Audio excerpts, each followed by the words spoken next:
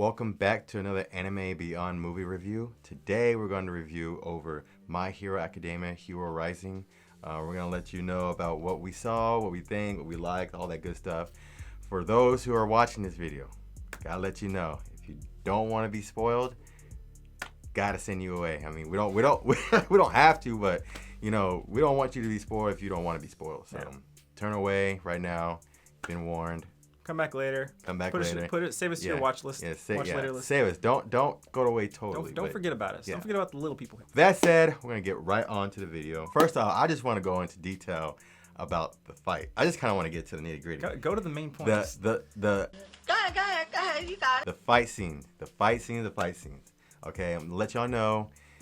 It kind of gets a little slow to some of the fight scenes, but it is worth it. Let me tell y'all that. First off, let me say it is worth watching. It is 100%. Very worth. 100%. Yeah, very worth watching. It is very action packed, and it has in my opinion, very well balanced between the story, telling the story, and the fight, the action. Mm-hmm. It's very well balanced. But the action, let me tell you, there is some surprising, and also kind of some things I wasn't totally okay with, I guess. But I'll just go into detail about it. Deku and Bakugo were the main heroes that were fighting the antagonist, 9. And the reason he was called 9 is because he had 9 quirks. And you guessed it, he's similar to All For One. Mm-hmm. And if you don't know who All For One is, you need to do some catching up, buddy. You're a little bit behind. But anyway, so 9 is pretty OP. He takes down essentially everybody. And Bakugo and Deku are the main people that are able to stand up against him. Deku, mainly, he gives his power to Bakugo. They share one for all. They both share one for all. This is the part where I was kind of weirded out about, but Bakugo became similarly like Deku. They look like two Super Saiyans. Yeah. That's what they look like. Yeah, when Deku went 100%, that's how they look. I mean, I loved it. But it just didn't, you know what I'm saying? It didn't make sense. It didn't make sense because Midoriya remembered how after he had received the quirk from All Might, All Might could still use the quirk. He still used it all the way up until when he fought All For One. Mm-hmm. And so he's like, if we do that now, we can both use 100% and defeat him, because at Deku's 100%, he couldn't stop the villain. Yeah. Because his 100% I don't think is as strong as All Might's 100% was, just because he hasn't strengthened that yet. He doesn't use 100% all the time. He hasn't strengthened that quirk ability yet. Yeah.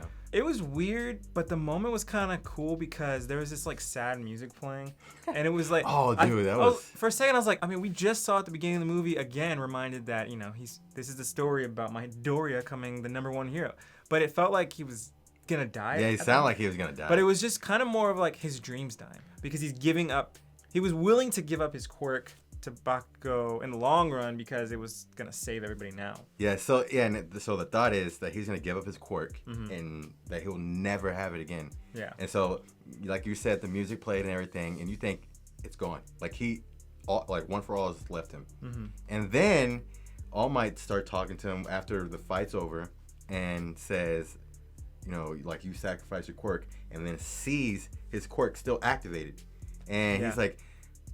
He talked something about the descendants of One For All created this miracle to happen. But basically, essentially what happened was the user has to be willing to literally give it up.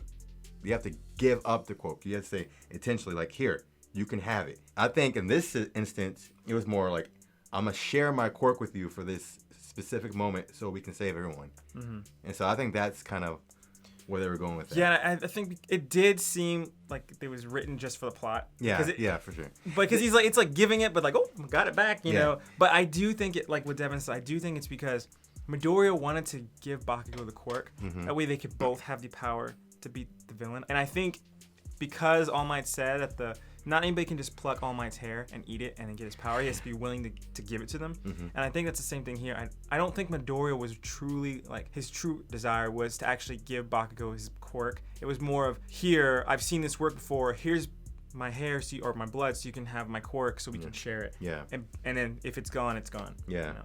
And I was surprised that Bakugo was humble enough to take it. honestly.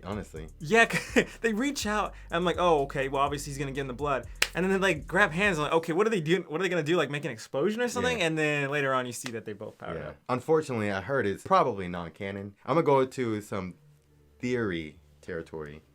I'm thinking possibly part of the stuff that were implemented in the movie could be seen in the anime. I don't know that for sure. Just theory, just throwing that out there. Yeah, we don't read the manga, so Yeah, we don't read the manga, so we don't know. But I'm just thinking, basically, because you saw the parts where he was shooting with when his fingers, which is perfect timing because they just mentioned mentioned that. Yeah, and I'm thinking, okay. And if you haven't seen our review and reaction, go ahead and check that out. Yeah, please. What are you doing? Like, really? I'm just kidding. But seriously, that showed, and then I'm thinking, okay, maybe later on in the series something like that will come up, you know. In this movie, we got to see Bakugo and Midoriya fight against Nine a few times. The last fight took a while, and it was kind of like a typical anime fight. Someone's winning, then someone else winning, someone else is winning. But the first fight was really cool because when they first experienced, realizing this guy has multiple quirks, everybody's like, oh, he's like all for one. Yeah. And Midoriya and Bakugo both quickly adapted to this situation. Yeah. Bakugo's like, you're not gonna trick me again. When he's shielding against him, he like uses power to get around him, and it was. Yeah. They forced the villain to have to use more than one quirk. Yeah. That's the thing. And it was really cool. Now, honestly, they did well in the fight. Nine needed the cell regeneration quirk from the little kid to repair his body. It's almost similar to like Arian in one sense, but not really. Yeah. But anyway, he needed to so he can restore his body so he could use the power that he has, the 9 quirks, to the full extent. But he wasn't able to. So I believe as much trouble as he caused with just what he had, if he was at full power, I don't know if Bakugo and Deku would have won. I'm just thinking how much they struggled. It's kind of hard because if Midori and Bakugo could both have like 8 other quirks or 7 other quirks, then it would probably have been like overpowered for them too.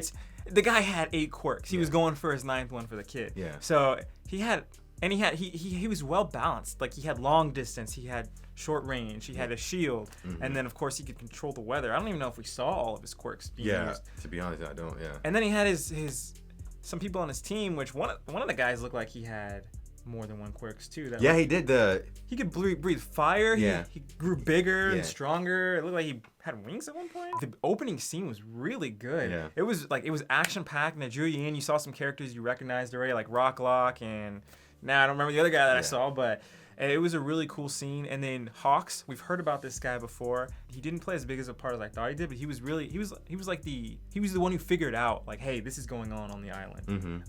But it was really cool to see him. I'm interested to see more about him. Yeah. Then we see Endeavor go off against Dabi. That was the duo of the century right there. Him versus Dabi. Yeah. I did not think it was gonna end up like that. I mean, Endeavor totally overwhelmed all of them. Yeah, that was like crazy. That was insane. Like I don't know what attack he did, but he just literally just Kamehameha waved with fire. Yeah. This movie was great. That was crazy. Explosions, big scenes, and then how everybody's quirks were used to like 100%. They fight the villains 2 times. They fight them when they first invade, and then they fight the villains again after the villains kind of get back, heal up a little bit, and then attack again. And the first fight, it was just people like randomly going to where they're hearing that there's attacks and defending, and you see how Bakugo, though, he's the one who really destroys one of the villains. Yeah. And then the other ones that they just can't beat at that point in time. And then when they come back, it's like the plan that they prepared for the villains was perfect. They made the teams, and you got to see people like even like Oyama shine, Momo, even Ida, like Sue, like Koda shine at the one point. It was cool to see some of the characters that are not known for being the strongest. Yeah. And for like this is like they all had a perfect role. For them. Yeah, they all played a perfect role. And I like the second part because you see Belt Beam guy, you see Momo, you see Uraka, and you see the tape guy. All playing their part. I like especially with Uraka when there's the boulders in the sky, she just send them flying, and then you see all this destruction. He'll tear it up with all this destruction, and then she'll send it again, and then she sends it again and again and again, and so it's like fury. So then you see Grapefruit, he starts throwing his balls. Pause. What am I supposed to say about that? Then you see Grapefruit throwing his ball at the rocks, which cause him to stick together so he can't escape when he's like underneath the rubble. So I like how they all plan together, how their quirks would be best used and how they would attack the enemy. That was really smart. I liked it. It was also really cool to see how Bakugo and Midoriya were getting along more than normal. Bakugo's again challenging Midoriya as he sees him practicing, and then throughout the film, they were working together. And even towards the end, Bakugo's like, he's like, I had to lower myself to work with you. Yeah. But it was cool to see both of them come to the realization that even though they don't have the same exact reason for being a hero, ultimately they both want to save people. Yeah. And that's what it all comes down to, and that's why they can be a hero. That was kind of cool to see. Yeah, Bakugo, you definitely see the two sides between Bakugo and Deku. Bakugo he wants to be the one who people look to as the number one. And Midoriya has the plan to, he just wants to save people. He wants to save people. And like Midoriya was saying to the kid, the kid was saying he wants to fight the people so he can save everybody. And Midoriya wants to save the people by fighting the people, fighting the villains. And so he was saying like they both have the same goal, but it's just different perspectives on it. I especially like the dynamic with Bakugo, because you see how you can be a fierce person who's like really intense, really like stern and like scary, and still be a hero. I like that. And like I think the kids that they saved saw that in him, and they were very grateful. I would rate this movie at an 8.5, low key 9. 2 ratings again. Yeah. No, I would say 9. I'll say 9. Okay. I'll say 9 because I really like not just the fight, but the balancing. That's something I really do appreciate. The balancing. I've always been trying to find an anime movie with balance like that. I'm not even bashing my movie, Dragon Ball Super Broly. Okay, that one was more action-packed than more like dialogue, in my opinion. And I like that, and I would still give it a 9, but only strictly because of the action. Thanks for coming for our Dragon Ball Broly review. I'm just saying. I'm just kidding. I'm just saying. I've been mainly looking for a movie that had that, medium. Yeah. So I appreciate that. I enjoy this movie too. I really hadn't thought of a rating, but I would probably say 8. 8? Just because. Not 8.5? Not 8.5. I can't get that 0.5 yet. Okay. So it was great, as Devin said, for balancing purposes. Great. But I felt like Bakugo and Midoriya obviously were the two strongest ones in out of the Class 1A. But it kind of seemed, to an extent, like because of who they were going against, that the other characters were nerfed. Because like Todoroki was struggling against his guy a little bit.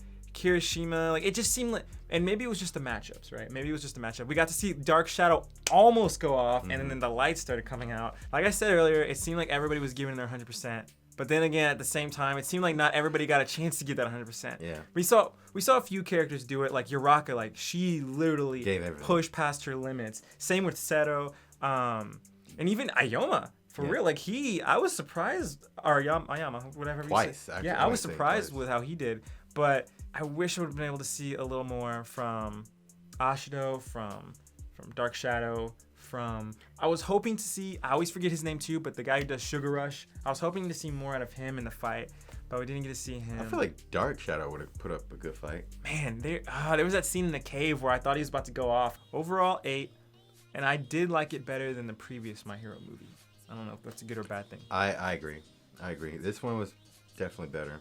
Y'all let us know if y'all watched this movie, and let us know what y'all think, what y'all would rate it at. Thank y'all for watching. Thank y'all for supporting our channel. Don't forget to check out our social media accounts. Like, subscribe, leave a comment down below. Let us know what you think about this movie review. Don't forget to follow us on social media as well. We're on TikTok, Instagram, Facebook, Twitter, and Twitch. Devin's been streaming a lot on there.